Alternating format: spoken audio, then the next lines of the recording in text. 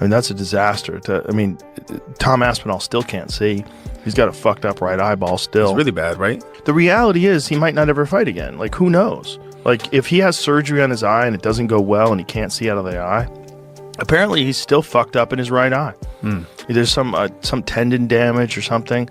And, eyes are so tricky, you never know. Unless you're a fucking complete psychopath like Michael Bisping, who fought 11 fights in the UFC blind in one eye, which is so crazy that he did that. Josh Thompson be saying I did his podcast, shit, right? That's your buddy. I did his podcast. That's my buddy, man, but he's so stupid, man. What did he say? I did not see this. Bro, let me put this dude, Josh, man. Josh gonna go up on. See, here's the problem. You know what? So Josh always talks to me about moving to Texas. Oh man, it's so nice in Texas. Problem with moving to Texas is you start believing in stuff that just is not true, man. People, they really buy in. Josh talks about his Texas fantasy, but that soft belief, that trust and illusions, is exactly what destroys careers in this sport. Step into the octagon carrying even a small spark of naive hope, and you're already at a disadvantage. This isn't about where you're from, it's about facing the harsh truth. The UFC respects only one thing: ruthlessness. That's where fight intelligence and championship mindset separate true contenders from pretenders. If your mind is lost in media hype or empty promises outside the gym, your training camp is already weakened. Step into those lights, face an opponent who lives in reality, and you will pay the cost of heavy, brutal one. He released him. It's not true. It's just not true. Where did Josh Thompson hear that? Could you ever wonder why? But, Daniel, did you see who ended up in the Epstein files? Rogan, but that's not true. Yes, Rogan wasn't in. Rogan wasn't. John Jones. John Jones. You're a liar. John Jones was his favorite fighter.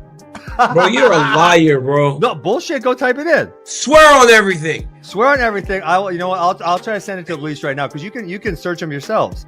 Yeah, that's John Jones' favorite fighter. Yeah, but that doesn't mean he's in the Epstein files. They're calling John Jones a liar and tying his name to the Epstein files. This isn't just gossip, it's psychological warfare. It's a direct attack on a fighter's reputation in the UFC. Do you think that doesn't affect his focus or weaken his training camp? Dana White isn't only thinking about pay-per-view numbers protecting an entire empire. Imagine what that pressure does to a champion already carrying the weight of the sport. It sucks. I was critical because I felt like he talked about it and then it just kept on and kept on and kept on. And I felt like he should just kind of leave it alone and, for a minute. And yeah, it sucks. And here's the thing is he kind of accused Sorgan of cheating. And I'm actually curious to hear your opinion because of a specific opponent of yours. I feel like the ability to poke someone in the eye from space, that's kind of hard. And if you could be that accurate, why wouldn't you just punch them in their eye? Yeah. So that's one area. So the real issue here isn't just a stray fingerets about the intention fighter brings into the octagon. We're talking about a professional who is either so reckless they can't control their own movements in a life or death situation, or they're using a calculated, dark tactic. This isn't some accidental brush. Now at the UFC level, where every strike matters, every move can change a career. And honestly, if you can land an eye poke from nowhere with that kind of precision, that's not luck, it's skill. A skill that can completely undermine the integrity of the fight. The real mind games start when opponents anticipate. That mental weight forces them to fight differently. And suddenly their entire strategy is compromised. The harsh reality is that these accusations don't just disappear with a news cycle. They seep into a fighter's reputation, can shadow their legacy long after the final bell. Yeah, because there's things that happen in the octagon and things are moving so fast, right? I was more inclined to believe that it was an accident. Tom Aspinall doesn't believe it. He thinks without a shadow of a doubt, Sorgan poked him in the eye on purpose. I don't believe it. But regardless of that, right? On purpose, on accident, he still suffered long-term damage from this. How long does the UFC wait, though? Hey, Josh was wrong. I don't think that ask has been made yet.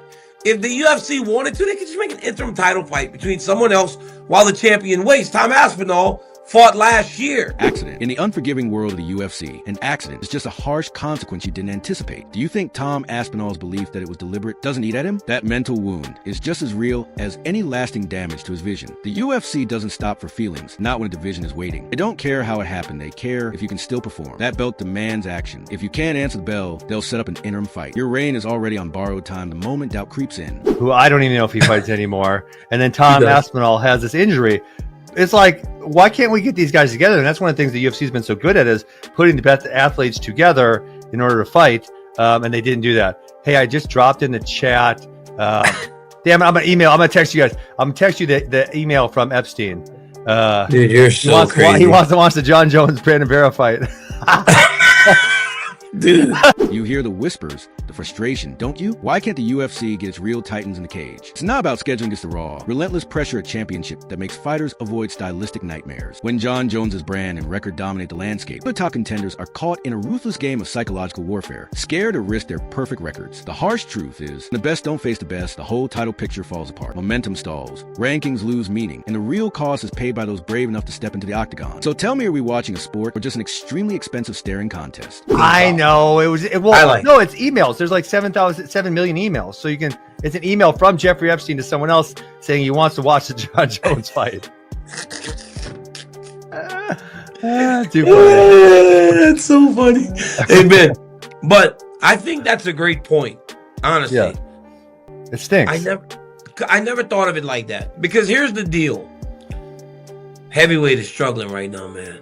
Big time. Heavyweight is struggling right now, and I love the big boys, but it feels like when you look at the heavyweight division, Lou, throw the rankings in the chat. You want to talk heavyweight? This division isn't just struggling, it's bleeding, and you can feel it. The rankings are just a smokescreen hiding a deeper crisis of championship pressure. We're not seeing the sharp fight IQ or the relentless aggression you expect from true apex predators. It's static, predictable, and the harsh consequences are hitting the UFC's biggest stars right where it hurts. This isn't only about who's at the top, it's about a failure to create real, high-stakes narratives. If the biggest men on the planet can't deliver the visceral, thrilling fights that drive pay-per-view buys, what does that say about the entire hierarchy of combat sports? It was a bad fight. Him and his opponent got so fatigued. They looked like they weren't ready to fight. They also looked like they just they didn't look as skilled as we have seen fighters look recently. So what you really need is you need the best guys fighting to kind of wipe the bad performances out. Because guess what? This is a UFC, not some regional show. When fighters are gassing out and look like they've forgotten how to fight, it's more than a bad performance, it's a failure of the camp. A complete breakdown in fight IQ under the bright lights. You're watching the result of an unforgiving weight cut collide with the brutal reality of the octagon, and is a direct insult to every fan who bought the pay-per-view. Dana White hates seeing this. He wants to see hungry killers fighters ready to climb the rankings, not sloppy journeymen, making the sport look weak. These aren't just fights, anamorphy restatements. And when you step in and deliver that kind of performance, what are you telling the world about your commitment to the sport? Cortez, maybe? Is that his name? Waldo or Cortez Acosta. Yeah, him. Yes. But again, bro, he got beat. He's good. He's good, right? But he's lost fights. It's just not in a great place. Would you say that if you put Waldo Cortez Acosta in there with Cyril Gane or Tom Aspinall, he'd be competitive? Would you? You're right. So he lost in August of 25 to Pavlovich, Pavlovich is ranked pretty high.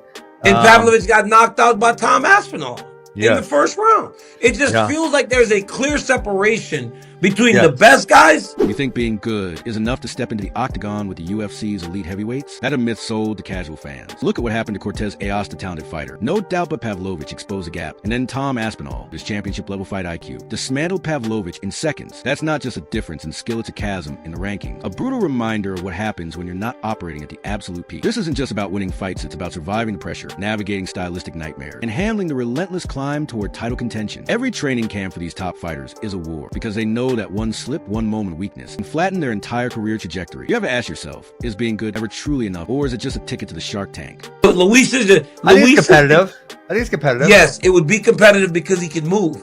Yeah. But Luis is the classic fan of fighting because everybody wants to write Cyril Gane off. And I don't know why. Because he got choked by John too fast. That's why. Yeah, but still, bro, you forget that he fought tooth and nail with Francis. You literally just sat up here right now and said the three best heavyweights in the world are John, Francis, and Tom Aspinall. I do believe that to be the case. Yes. Cyril fought Francis Ngannou very well.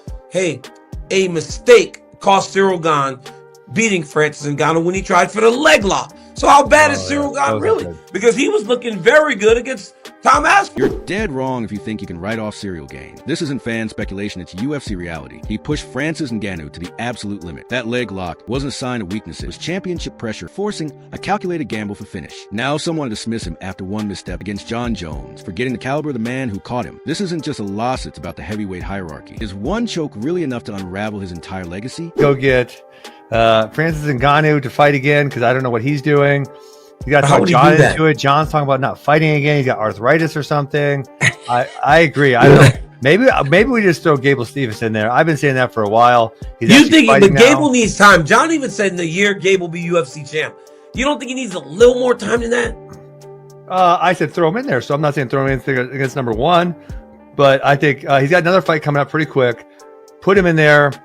I don't know, easy. Hey, give him a couple easy ones, right?